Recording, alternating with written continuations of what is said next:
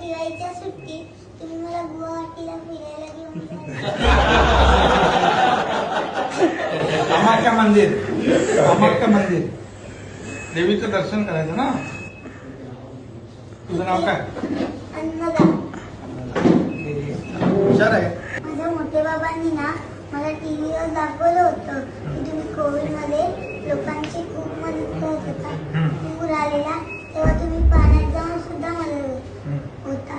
मला पण मी पण मोठी झाल्यावर अशी मदत केली तर मला पण मुख्यमंत्री बनता येईल. आपण खाल ते रिझर्वेशन चेंज करू. पूर्वी ना मला फक्त मोदीजी आवडायचे, पण आता धर्मवीर बघितल्यापासून तुम्ही पण आवडते.